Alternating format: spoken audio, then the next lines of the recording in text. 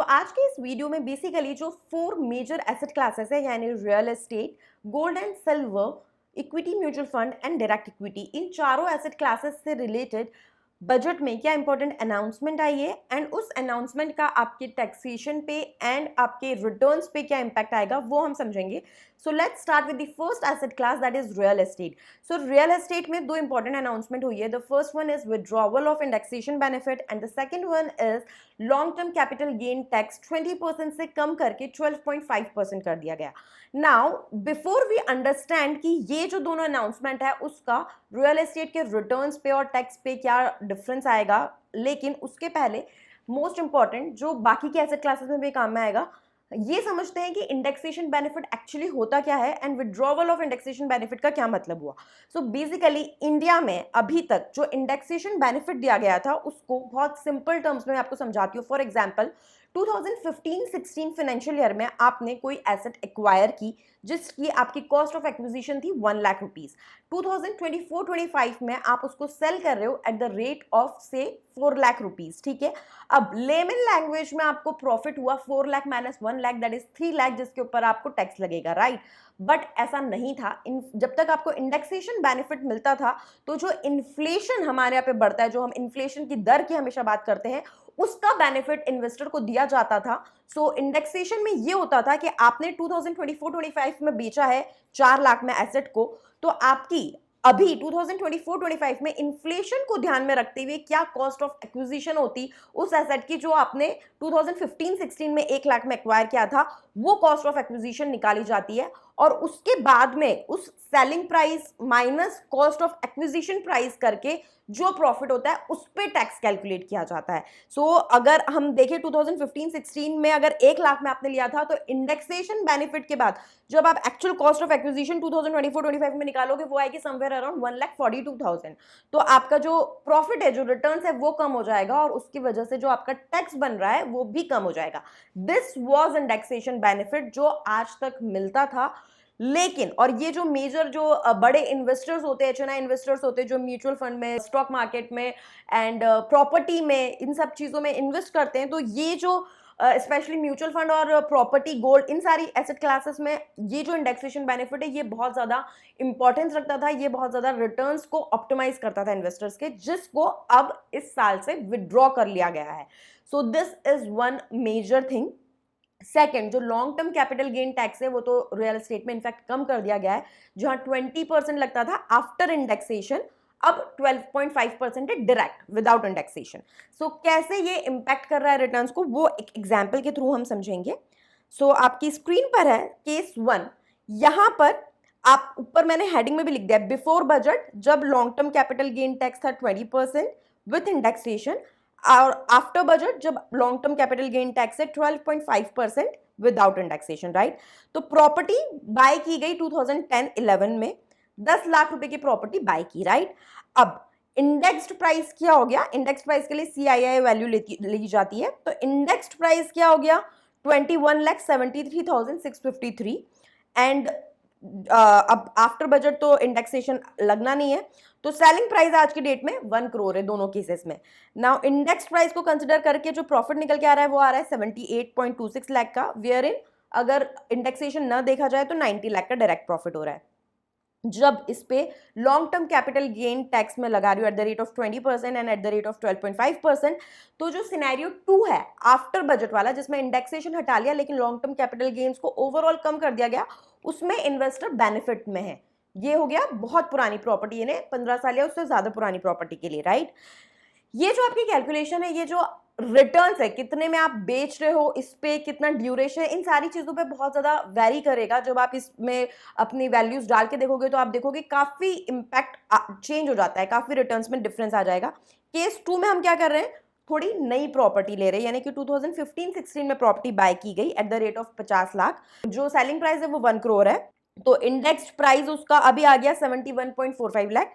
Normal after budget वाला without indexation वाला price तो 50 लाख ही है। तो इस केस में क्या हो गया, प्रॉफिट 28 लाख है जिसके ऊपर टैक्स बना 5,70,000 का, और दूसरे वाले केस में आफ्टर बजट जब इंडेक्सेशन को नहीं कंसिडर किया जा रहा है वहां पे प्रॉफिट 50 लाख है, तो कम रेट हो गया एलटीसीजी का 12.5% का, उसके बावजूद भी जो ओवरऑल टैक्स बन रहा है वो ज्यादा बन रहा है। राइट। ओवरऑल इसको अगर हम समराइज करें कि एक इन्वेस्टर के लिए जो हर थोड़े टाइम में प्रॉपर्टी लेके उसको बाय करके वेल्थ ग्रो करने के लिए ट्रांजैक्ट करते थे, उनके लिए it is becoming difficult now, क्योंकि इसकी वजह से क्या हो गया, जो रियल एस्टेट है वो थोड़ा लेस अट्रैक्टिव ऑप्शन हो गया, क्योंकि आपका अपने आप जो टैक्सेशन बढ़ जा रहा है उसकी वजह से रिटर्न्स आपके कम हो जा रहे हैं। तो इसमें क्या होगा, अब ब्लैक मनी का रोटेशन ज्यादा बढ़ जाएगा। जो आपकी एंसेस्ट्रल प्रॉपर्टी या इनहेरिटेंस में आपको मिली है, जो पुरानी प्रॉपर्टीज है, उसमें कोई फर्क नहीं पड़ता, बट जो आपकी नई, अगर आप खुद ट्रांजैक्ट बहुत ज्यादा करते हो प्रॉपर्टीज में, दैट वुड इम्पैक्ट। फिर अगर आप 2 साल से कम कम में ड्यूरेशन में कर लोगे तो वो आपके लिए बेनिफिट रहेगा, उससे ज्यादा होल्ड करने में this would affect you badly. Now coming on to the second asset class, that is gold and silver. Now gold and silver में जो इंपॉर्टेंट अनाउंसमेंट हुई है, first withdrawal of indexation benefit, इसमें भी एप्लीकेबल है। Second, जो gold and silver में important announcement हुई है वो ये हुई है कि जो इंपोर्ट ड्यूटी है उस पर टैक्स 6% से कम कर दिया गया। तो 6% से इंपोर्ट ड्यूटी कम लग रही है, तो जो गोल्ड की प्राइस है वो कम हो गई। एंड आपने देखा भी होगा बजट के बाद गोल्ड एंड सिल्वर का प्राइस गिर गया है। And the third one is LTCG, इसमें भी 12.5% कर दिया, स्टैंडर्ड कर दिया अक्रॉस एसेट क्लासेस इस बजट में। नाउ इसका अगर हम इंपैक्ट देखें इन्वेस्टर के रिटर्न्स पे, आपकी स्क्रीन पर देखिए, एक इन्वेस्टर है जिसने 10 ग्राम गोल्ड बाय किया 2014-15 में एट द रेट ऑफ 30,000 पर 10 ग्राम का उस टाइम पर रेट चल रहा था। तो अब इंडेक्सेशन बेनिफिट की वजह से जब आज की डेट में वो 65,000 में अगर ये गोल्ड बेच रहा है, तो उसको इंडेक्स्ड प्राइस क्या पड़ रहा है उसकी 45,375, वेयर इन विदाउट इंडेक्सेशन उसको 30,000 का ही पड़ रहा है। तो आप देखो टैक्सेशन में अगर आप देखोगे प्रॉफिट और टैक्स में, प्रॉफिट उसकी कम होके 19,625 हो गई बिफोर बजट, जब हम इंडेक्सेशन कंसिडर कर रहे हैं, और इंडेक्सेशन कंसिडर नहीं कर रहे तो प्रॉफिट नेट 35,000 आ रही है, और इसलिए टैक्स भी ज्यादा आ रहा है।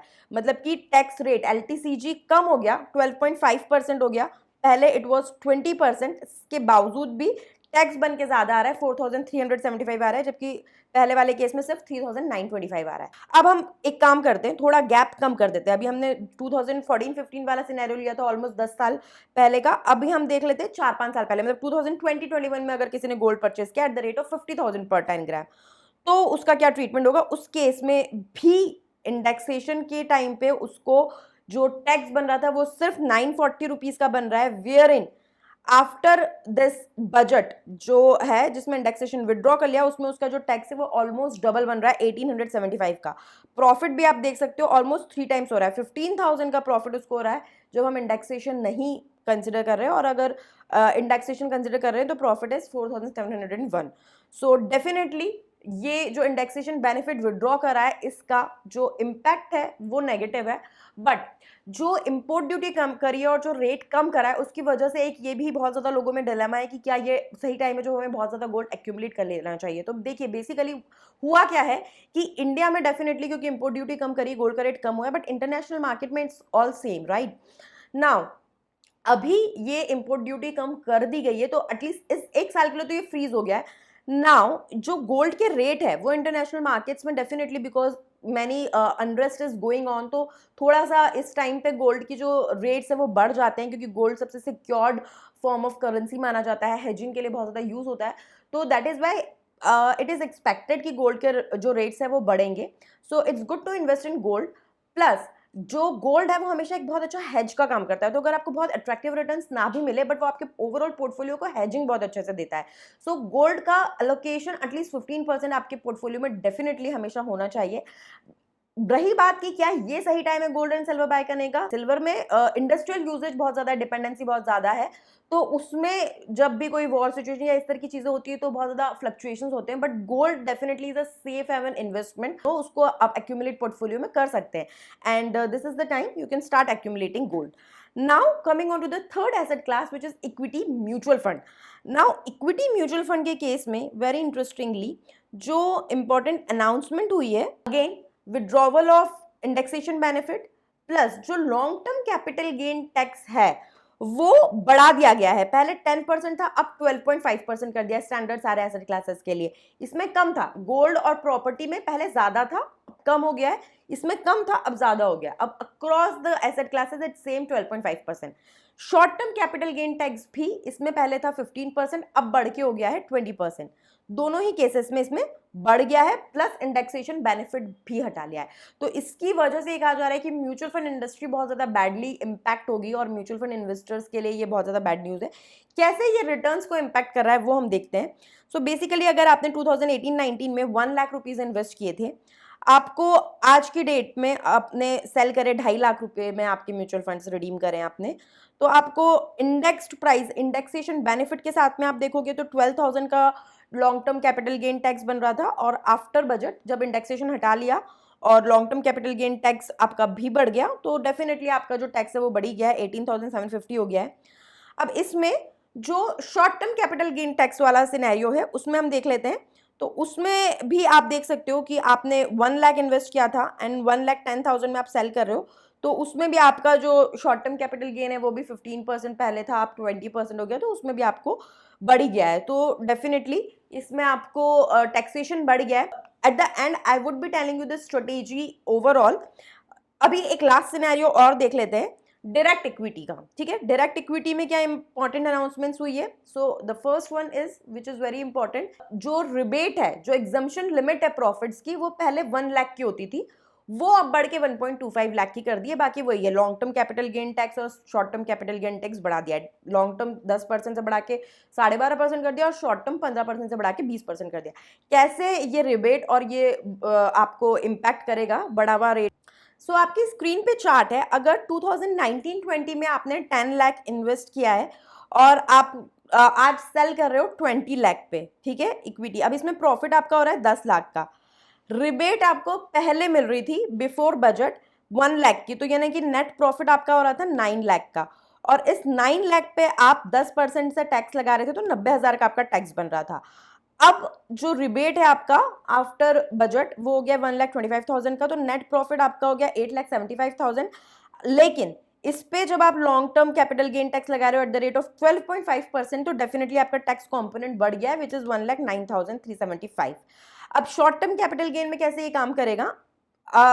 शॉर्ट टर्म कैपिटल गेन यानी 1 साल के अंदर अंदर, तो 24-25 में आपने 10 लाख रुपए इन्वेस्ट किया और आपको 12 लाख में वो शेयर्स आपने बेच दिए, ठीक है। आपका प्रॉफिट हुआ 2 लाख का। पहले इस बजट के आने के पहले आप जब उसमें कैपिटल गेन टैक्स लगा रहे थे, short term capital gain tax, तो आप लगा रहे थे एट द रेट ऑफ 15%, तो 30,000 का बन रहा था, और अब आप लगा रहे हो एट द रेट ऑफ 20%, तो यानी कि आपको 40,000 का टैक्स देना पड़ेगा।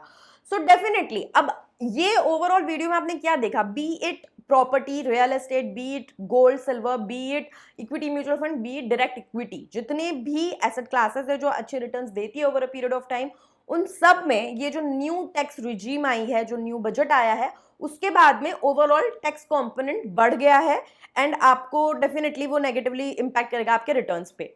सो but the important point is कि अक्रॉस द एसेट क्लासेस ऐसा हुआ है, तो you have to anyway invest, right, to grow your money. You can not just keep it, क्योंकि अदरवाइज तो inflation would eat the money. So definitely आपको invest तो करना ही है।